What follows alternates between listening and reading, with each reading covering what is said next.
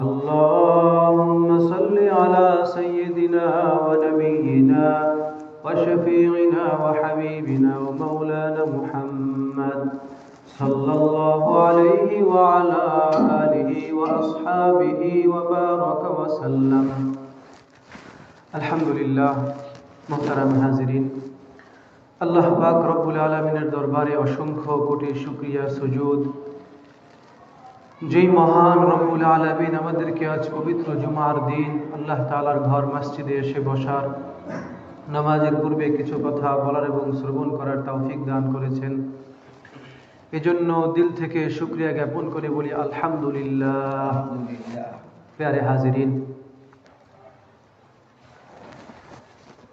আমাদের প্রিয় নবী হযরত মুহাম্মদ মুস্তাফা সাল্লাল্লাহু আলাইহি ওয়াসাল্লাম, যিনি বিশ্ব মানবতার হেদায়েতের দিশারি, নবীজি সাল্লাল্লাহু আলাইহি ওয়াসাল্লাম তার ৬৩ বছরের জিন্দেগিতে আল্লাহর আনিত সর্বশেষ, আল্লাহর প্রেরিত সর্বশেষ দিন তথা ইসলামকে পৃথিবীর বুকে প্রতিষ্ঠা করার জন্য তিনি অনেক কষ্ট ক্লেশ ভোগ করেছেন, সহ্য করেছেন। তো নবীজি সাল্লাল্লাহু আলাইহি ওয়াসাল্লামের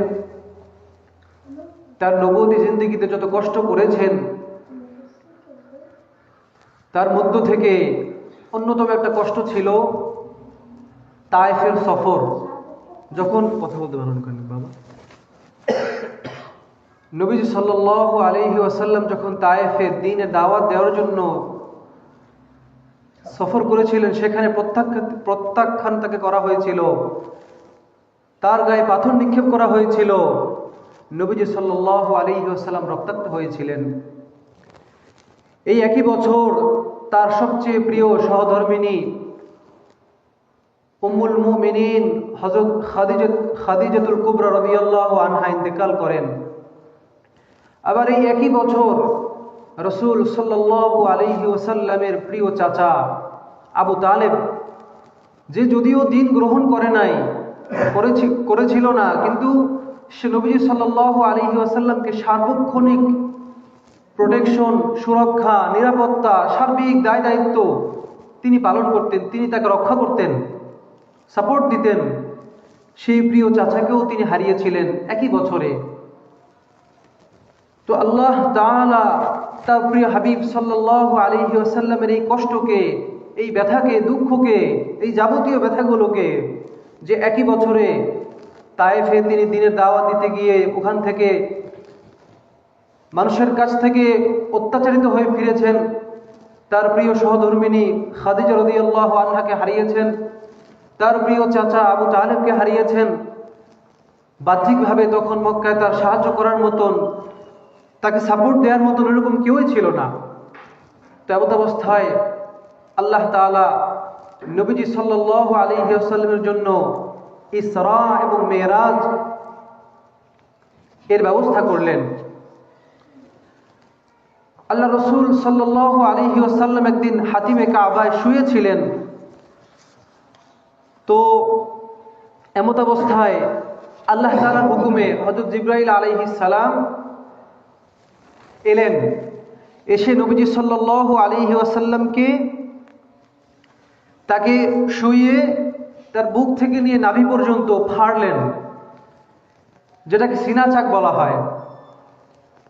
এরপরে সেখান থেকে নবীজির হৃদয়কে, হার্টকে, কলবকে বের করে সেখানে জমজমের পানির দ্বারা ধৌত করে হিকমত, প্রজ্ঞা এগুলো প্রবেশ করিয়ে দিলেন। তারপরে ঈমান এবং হিকমতে ভরপুর পাত্র থেকে সেখানে বিশেষ পদ্ধতিতে আল্লাহ রাসূল সাল্লাল্লাহু আলাইহি ওয়াসাল্লাম সিনাকে চাক করলেন, আবার সেই বক্ষকে আবার সুন্দর মতন করে আটকে দিলেন।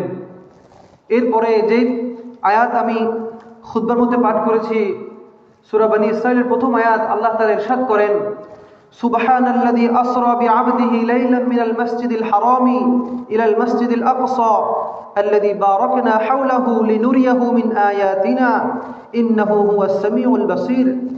আল্লাহ তাআলা ইরশাদ করেন, তিনি আল্লাহ যিনি পবিত্রময়, যিনি তার বান্দা হযরত মুহাম্মদ সাল্লাল্লাহু আলাইহি ওয়াসাল্লামকে রাত্রিকালীন ভ্রমণ করিয়েছেন মসজিদুল হারাম থেকে নিয়ে মসজিদুল আকসা, যেখানে আল্লাহ তাআলা যার চতুর্পাশে আল্লাহ তাআলা বরকত দিয়ে বেষ্টিত করে দেখেছেন, লিনুরিয়াহু মিন আয়াতিনা, যাতে করে নবীজিকে আমি আমার নিদর্শনাবলী দেখাই। আল্লাহ তাআলা তার নিদর্শনাবলী দেখানোর জন্য নবীজি সাল্লাল্লাহু আলাইহি ওয়াসাল্লামকে সেই মক্কা থেকে সুদূর ফিলিস্তিনের মসজিদুল আকসায় বোরাকের মাধ্যমে, বোরাক এমন একটা প্রাণী যেটা দেখতে খচ্চরের থেকে একটু বড়, গাধার থেকে একটু ছোট, এরকম আকৃতির, যেটাতে সাওয়ার হয়ে নবীজি সাল্লাল্লাহু আলাইহি ওয়াসাল্লাম এবং জিবরাইল আলাইহিস সালাম সেই মক্কা শরীফ থেকে মসজিদুল হারাম থেকে একেবারে মসজিদুল আকসা পর্যন্ত ফিলিস্তিনে সফর করেন সেই রাত্রে। বোরাক এমন প্রাণী ছিল যার চলার গতি ছিল এরকম যে নজর দিয়ে একবার যতদূর নজর একদিকে তাকালে যতদূর নজরের দৃষ্টি সীমা যায়, তার এক মুহূর্তে অতদূর পর্যন্ত তার কদম ছিল, দ্রুতগামিতা ছিল। পেয়ারে হাজরিন, তো এখন রজব মাস চলছে। বলা হয় যে প্রায় 16টার মতন অভিমত আছে যে নবীজি সাল্লাল্লাহু আলাইহি ওয়াসাল্লামের মেরাজ কবে সংঘটিত হয়। তো সবচেয়ে প্রসিদ্ধ যে মত সেটা হলো এই রজব মাসের 27 তারিখ, 27শে রজনী। আরো অন্যান্য বর্ণনা আছে শাওয়াল মাসে, রমজান মাসে বা রজব মাসের অন্য তারিখে, কিন্তু প্রসিদ্ধ যেটা মত সেটা হলো রজব মাসের 27 তারিখে।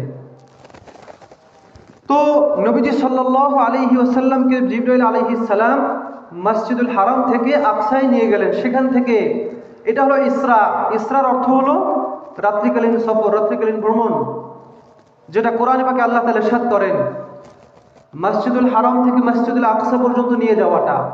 এরপরে যে মেরাজ, অর্থাৎ দুনিয়া থেকে ঊর্ধ্ব আকাশে গমন, ঊর্ধ্ব আকাশে উড্ডয়ন।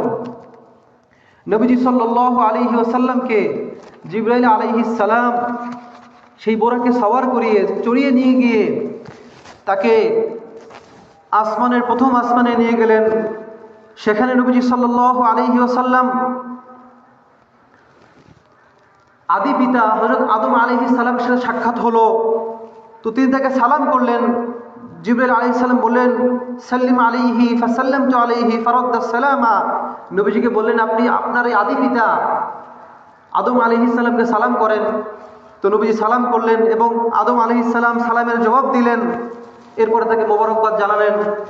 এরপরে জিবরাইল আলাইহিস সালাম দ্বিতীয় আসমানে নিয়ে গেলেন। সেখানে আল্লাহ তাআলার জলিল কদর নবী হযরত ইয়াহইয়া এবং ঈসা আলাইহিস সালামের সাথে সাক্ষাৎ হলো। সেখানে সালাম বিনিময় হলো, কুশল বিনিময় হলো। এরপরে আল্লাহ রাসূল সাল্লাল্লাহু আলাইহি ওয়াসাল্লামকে জিবরাইল আলাইহিস সালাম তৃতীয় আসমানে চড়ালেন। সেখানে আরো একজন নবী হযরত ইউসুফ আলাইহিস সালাম, যার ব্যাপারে আল্লাহ তাআলা কোরআনে পাকে ইরশাদ করেন, যার কিসসা, যার ঘটনা, প্রেম কাহিনী আহসানুল কসাস বলে ঘোষণা করেছেন, সেই ইউসুফ আলাইহিস সালামের সাথে সাক্ষাৎ করলেন। তারপরে চতুর্থ কুশল বিনিময় করলেন, তাকে অভিবাদন জানালেন ইউসুফ আলাইহিস সালাম। এরপরে ওই মেরাজের সফরে জিবরাইল আলাইহিস সালাম চতুর্থ আসমান উঠিয়ে নিয়ে গেলেন নবীজিকে। সেখানে ইদ্রিস আলাইহিস সালামের সাথে সাক্ষাৎ হলো, তাকে সালাম করলেন, কুশল বিনিময় করলেন। সেখান থেকে পঞ্চম আসমানে হযরত হারুন আলাইহিস সালামের সাথে সাক্ষাৎ করলেন।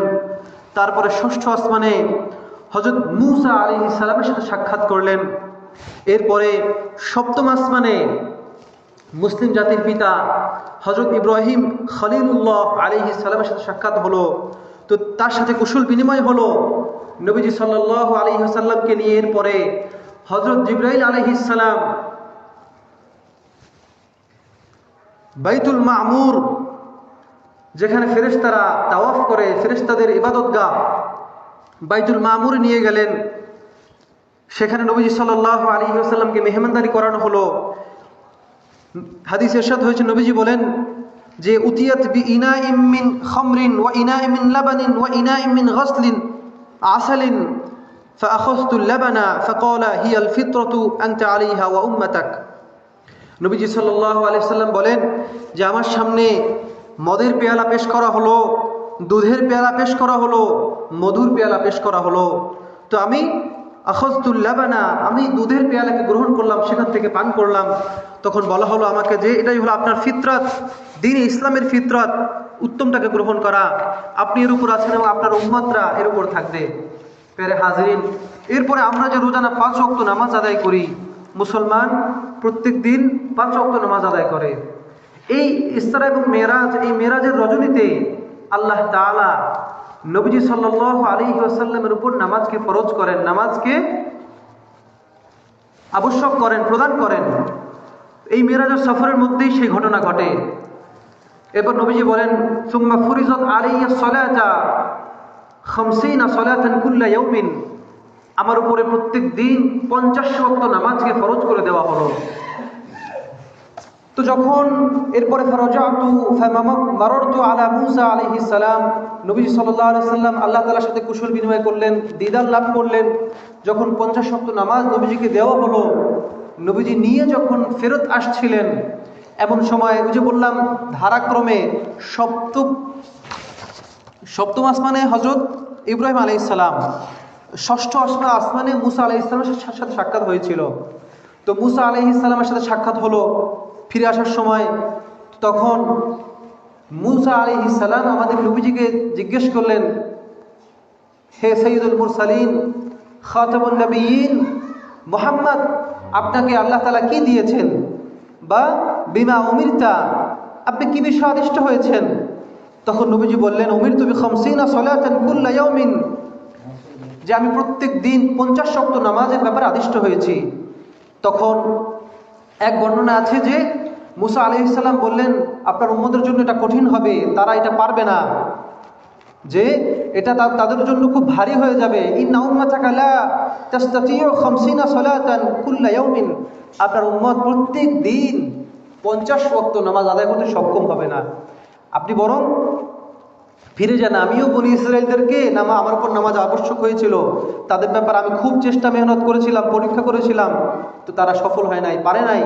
আপনি যান, গিয়ে কমায়া নিয়ে আসেন আল্লাহ তাআলার কাছ থেকে। তখন বললেন যে ফাসআলহু তাখফীফ লি উম্মাতিক, আপনি আল্লাহ তাআলার কাছে গিয়ে আপনার উম্মতের জন্য হালকা করার জন্য, কমিয়ে দেওয়ার জন্য বলেন, মানে আবেদন করেন। তো তখন নবীজি সাল্লাল্লাহু আলাইহি ওয়াসাল্লাম আল্লাহ তাআলার কাছে ফেরত গেলেন। সেখানে গিয়ে যখন আল্লাহ তাআলার কাছে বললেন, তখন আল্লাহ তাআলা দুইটা বর্ণনা, একটা হলো 5 ওয়াক্ত করে, আর একটা বর্ণনা 10 ওয়াক্ত করে, 10 ওয়াক্ত নামাজ কমিয়ে দিয়েছেন। আবার ফিরে যাচ্ছিলেন, তখন আবার মুসা আলাইহিস সালাম জিজ্ঞেস করলেন, হে নবী মুহাম্মদ, আল্লাহ তাআলা কি নিয়ে ফিরে আসছেন? তখন নবীজি বললেন যে আল্লাহ তাআলা আমার থেকে 10 ওয়াক্ত কমিয়ে দিয়েছেন। তখন আবার বললেন যে আপনার উম্মত এটাও পারবে না, 40 ওয়াক্তও পারবে না, আপনি আবার ফিরে যান, হালকা করে নিয়ে আসেন, আল্লাহর কাছে গিয়ে আবেদন করেন। নবীজি সাল্লাল্লাহু আলাইহি ওয়াসাল্লাম আবার ফিরে গেলেন। এইভাবে করে যখন 10 ওয়াক্ত বাকি রইল, তখন আবার বললেন যে আপনি আবার যান, গিয়ে আল্লাহ তাআলার কাছে কমিয়ে আনার জন্য আবেদন করেন, সহজতা চান। এরপর নবীজি সাল্লাল্লাহু আলাইহি ওয়াসাল্লাম আবার যখন 5 ওয়াক্ত নামাজে ফিরে আসছিলেন, তখন মুসা আলাইহিস সালামের সাথে সাক্ষাৎ হলো। ফাকালা মিসলাহু, আবার বললেন ওইরকমটাই, যে আপনি যান, গিয়ে বলেন, বিয়ে কমিয়ে নিয়ে আসেন, আপনার উম্মত 5 ওয়াক্তও পারবে না। তখন হযরত মুহাম্মদ সাল্লাল্লাহু আলাইহি ওয়াসাল্লাম বললেন যে আমি আল্লাহ তাআলার কাছে আবার যাব, এ ব্যাপারে লজ্জাবোধ করি, যে লা সাআলতু রব্বি হাত্তা ইস্তাহিয়াইতু, আমি রবের কাছে এতবার গিয়েছি, এখন আমি শর্মিন্দা বোধ করছি, লজ্জা বোধ করছি, যে আমি আমার রবের কাছে আবার গিয়ে বলবো যে আমার থেকে নামাজকে আরো কমিয়ে দেন। হে নবী মুসা, আমি লজ্জা বোধ করছি। ওয়ালাকিন্নী আরদা, কিন্তু আমি এতে সন্তুষ্ট আছি, আমার উপর যে 5 ওয়াক্ত নামাজ ফরজ আছে, আমি এতে সন্তুষ্ট আছি। ওয়া উসাল্লিমু, এবং আমার রবের উপর এটা সুপুর্দ করে দিলাম। ক্বালা ফালাম্মা জাওয়াজতু নাদা মুনাদিন আমদাইতু ফরিজতি ওয়া খাফফতু আন ইবাদি, যখন নবীজি সাল্লাল্লাহু আলাইহি ওয়াসাল্লাম এই 5 ওয়াক্ত নামাজ নিয়ে ফিরে আসছিলেন, তখন আল্লাহ তাআলা পক্ষ থেকে ঘোষণা করলেন যে আমি আমার ফরজকে জারি করে দিয়েছি এবং মুহাম্মদ এর উম্মতের উপরে আমি সহজ করে দিয়েছি। প্যারে হাজিরিন, তো রাসূল সাল্লাল্লাহু আলাইহি ওয়াসাল্লামের উপর এই 5 ওয়াক্ত নামাজ ফরজ হয় এই মেরাজের রজনীতে। কিন্তু আল্লাহ তাআলা এও জানিয়ে দেন, যদিও 5 ওয়াক্ত নামাজ, কিন্তু আমার কথা অবধারিত। আমি বলেছিলাম 50 ওয়াক্ত নামাজ ফরজ করে দিয়েছি, তো আপনার উম্মত পূর্বে 1 ওয়াক্ত নামাজ, অর্থাৎ প্রত্যেকটা নেক 10 গুণ বেড়ে যায়, একটা নেক আমল করলে 10 গুণ সওয়াব পায়, তো সে 50 ওয়াক্ত নামাজেরই সওয়াব পাবে। তো এই মেরাজের রজনীতে আল্লাহ রাসূল সাল্লাল্লাহু আলাইহি ওয়াসাল্লাম আমাদের জন্য, উম্মতে মুহাম্মাদিয়ার জন্য কিয়ামত অবধি এই 5 ওয়াক্ত নামাজ নিয়ে আসেন। আমাদের দেশে দেখা যায় এই সবে মেরাজ নিয়ে মানুষ অমুক তারিখ এই সেই নিয়ে বিভিন্ন বাকবিতণ্ডা মতানৈক্য অবলম্বন করে। কিন্তু এই মেরাজ থেকে কি শেখার, কি গ্রহণ করার, কি বোঝার, কি জানার, এটা মানুষ গ্রহণ করে না বা চেষ্টা করে না।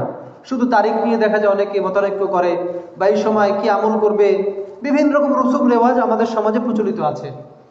কিন্তু আল্লাহ রাসূল সাল্লাল্লাহু আলাইহি ওয়াসাল্লাম এই মেরাজের মাধ্যমে যে আল্লাহ তাআলার দিদার লাভ করলেন, জলিল কদর বড় বড় নবীদের সাথে সাক্ষাৎ করলেন, হযরত আদম আলাইহিস সালাম, ঈসা আলাইহিস সালাম, ইউসুফ আলাইহিস সালাম, ইদ্রিস আলাইহিস সালাম, হারুন আলাইহিস সালাম, মূসা আলাইহিস সালাম, ইব্রাহিম আলাইহিস সালাম, এরকম অনেক নবীদের সাথে সাক্ষাৎ করলেন, সেখানে নবীদের ইমামতি করলেন। তো এটা আমাদের জন্য কত গৌরব। এরপরে তিনি স্বচক্ষে জিবরাইল আলাইহিস সালামকে দেখলেন, এবং আল্লাহ তাআলা বোরাকের মাধ্যমে আল্লাহ রাসূল সাল্লাল্লাহু আলাইহি ওয়াসাল্লামকে সপ্ত আসমান সফর করালেন, মক্কা শরীফ থেকে একেবারে বাইতুল মুকাদ্দাস ফিলিস্তিন সফর করালেন। তা আল্লাহ রাসূল সাল্লাল্লাহু আলাইহি ওয়াসাল্লামের কত সৌভাগ্য ছিল। নবীজি সাল্লাল্লাহু আলাইহি ওয়াসাল্লামের এই মেরাজের ঘটনা আমাদের জন্য কত বড় নিয়ামত, বরকত। কোন নবীকে এরকম হয় নাই যে জীবদ্দশায় আল্লাহ তাআলা তার কাছে ডেকে নিয়ে গিয়েছিলেন, কিন্তু আমাদের নবী সাল্লাল্লাহু আলাইহি ওয়াসাল্লাম, যিনি সাইয়্যিদুল আম্বিয়া, খাতামুন নবিয়্যিন, নবীদের সর্দার, সর্বশেষ নবী। আর যে কথা আলোচনা শুরুতেই বলেছিলাম, যে ওই বছরটা ছিল যেই বছরে নবীজির মেরাজ ঘটে, নবীজির আমুল হুজন, এটাকে হাদিসের ভাষায় বলা হয় নবীজির দুঃখের, কষ্টের বছর। কেননা একে একে নবীজির স্ত্রী ইন্তেকাল করলেন, যে স্ত্রীর উসিলায় নবীজি অনেক ধন সম্পদের দ্বারা ইসলামের পথে ব্যয় করতে পেরেছেন। নবীজির নবুয়তের আগ থেকে নিয়ে নবুয়তের পর পর্যন্ত নবীজিকে সব সময় ঘরের মধ্যে যে সাপোর্টার ছিলেন, নবীজির সহধর্মিনী, নবীজিকে সব সময় সাহস যোগাতেন, নবীজিকে সান্ত্বনা দিতেন, সেই স্ত্রী ইন্তেকাল করলেন। আবু তালেব তার চাচা, সে ইন্তেকাল করলো। এরপরে নবীজির দিনের দাওয়াত নিয়ে তায়েফ থেকে অত্যাচারিত হয়ে, লাঞ্ছিত হয়ে ফিরে আসলেন, ব্যথিত হয়ে ফিরে আসলেন। তো নবীজি সাল্লাল্লাহু আলাইহি ওয়াসাল্লামের এই দুঃখগুলো, কষ্টগুলোকে লাঘব করার জন্য আল্লাহ তাআলা এই মেরাজের ঘটনা আল্লাহ তাআলা ঘটান। প্যারে হাজিরিন, এবং নবীজি সাল্লাল্লাহু আলাইহি ওয়াসাল্লামের উপর যে 5 ওয়াক্ত নামাজ আল্লাহ তাআলা ফরজ করে দেন, যেই 5 ওয়াক্ত নামাজ আমরা আজও আদায় করছি, এবং কিয়ামত অবধি সমস্ত উম্মতে মুহাম্মাদি এই নামাজ গুরুত্বের সাথে আদায় করবে। সম্মানিত মুসল্লিয়ানে কেরাম, আল্লাহ তাআলা সূরা বাকারার মধ্যে ইরশাদ করেন, ইয়া আইয়ুহাল্লাযীনা আমানু দুখুলু ফিস-সিলমি কাফা ওয়া লা তাত্তাবিউ খুতুওয়াতিশ শাইতান ইন্নাহু লাকুম আদুউম মুবিন।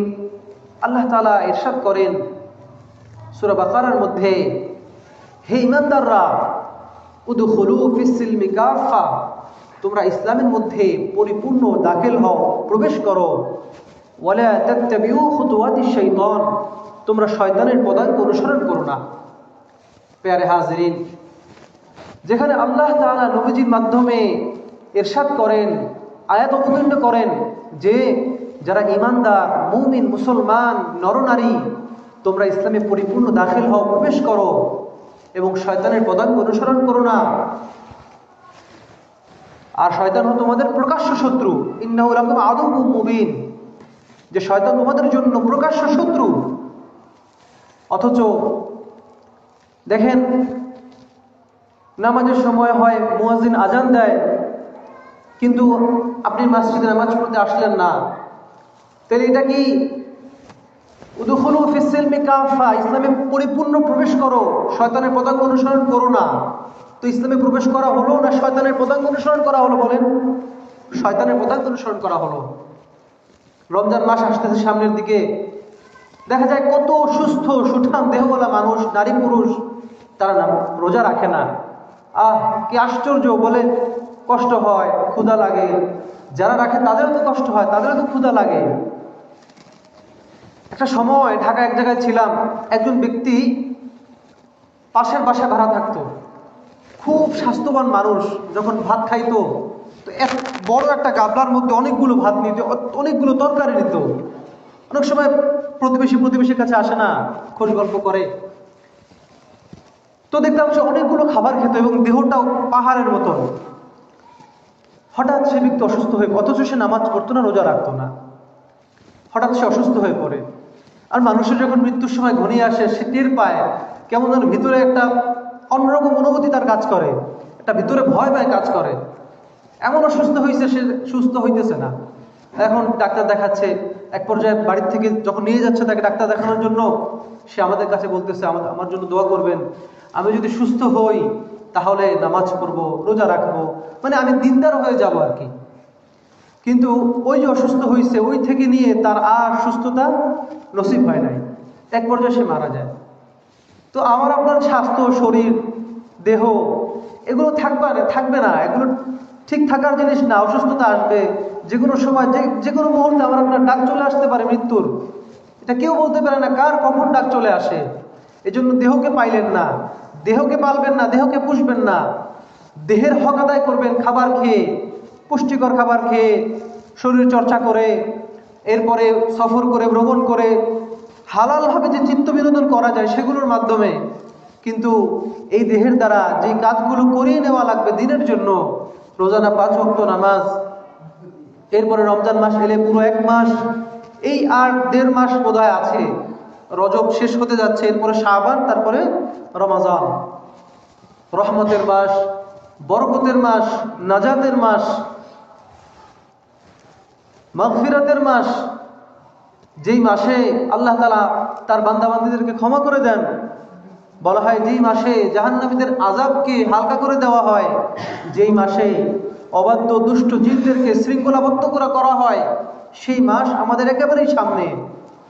এবং বিগত কয়েক সপ্তাহ আগে বলেছিলাম, হাদিস এসেছে নবীজি সাল্লাল্লাহু আলাইহি ওয়াসাল্লাম এই রজব মাস দাখিল হলে বেশি বেশি এই দোয়া পড়ার জন্য তালকিন করতেন, বলতেন এবং পড়তেন যে আল্লাহুম্মা বারিক লানা ফি রজব ওয়া শাবান ওয়া বাল্লিগনা রমাদান। আল্লাহুম্মা বারিক লানা ফি রজব ওয়া শাবান ওয়া বাল্লিগনা রমাদান। হে আল্লাহ, আপনি আমাদের এই রজব এবং শাবান মাসে বরকত দান করেন। ওয়া বাল্লিগনা রমাদান, আমাদেরকে রমজান মাস পর্যন্ত পৌঁছে দেন। কেননা বলা তো যায় না কার হায়াত মত কখন শেষ হয়ে যায়, কার সামনে আজরাইল মালাকুল মত কখন চলে আসে কেউ বলতে পারে না। আরে দেখেন না, যারা গরু ছাগল পালে, সারাদিন গরুকে যে শুকনার দিন মাঠে ঘাস খাইতে রাখে, ঘাস খাইতে থাকে, পেট ভরে টইটুম্বুর হয়ে যায়। যখন বিকেল ঘনিয়ে আসে, সন্ধ্যা ঘনিয়ে আসে, সে কিন্তু ঠিক তখন ওই কোলায় গিয়ে, মাঠে গিয়ে ওই গরু ছাগলগুলোকে কিন্তু খুঁটা উঠাইয়া হাঁকাইতে কোথায় নিয়ে যায় বলেন? গোয়াল ঘরে নিয়ে যায়। আমার আপনার হায়াত যখন ফুরিয়ে যাবে, এরকম ভাবে আমাকে আপনাকেও হাঁকাইতে মালাকুল মউত কবরে ফেলে দিবে। কিন্তু আর ওই কবরে গেলে দ্বিতীয়বার কিন্তু আর ফিরে আসতে আমি আপনি পারবো না। এজন্য আমাদের উচিত দুনিয়া যদ্দুর লাগে ফিকির করব, কিন্তু আখিরাতের ফিকির করতে মোটেও ভুলবো না, মোটেও ছাড়বো না। আমাদের কাজকে এমন কিসে যে পেয়ে বসলো, কাজ করছি তো করছি, ব্যবসা করছি তো করছি, নামাজ, আমল, দিনদারিতা এগুলোর কোনো ভ্রুক্ষেপই আমরা করি না। কিভাবে বললে যে আমরা বুঝবো তাও জানি না। আল্লাহ তাআলা আমাদের সবাইকে যে কথাগুলো বলা হলো বোঝার, মানার, আমল করার তৌফিক দান করেন, বলি আমিন। আল্লাহ তাআলা আমাদেরকে সমস্ত পাপাচার গুনাহ থেকে বেঁচে থাকার তৌফিক দান করেন, বলি আমিন। আল্লাহ তাআলার হুকুম যেভাবে আমাদেরকে নামাজ পড়ার জন্য বলেছেন, দিনের উপর চলার জন্য বলেছেন, সেইভাবে আল্লাহ তাআলা আমাদেরকে এই হুকুমগুলো পালন করার তৌফিক দান করেন। ওয়া মা আলাইনা ইল্লাল বালাগ। যারা কবলা জুমা পড়ে নেই, তারা সুন্নাত পড়ে নেই।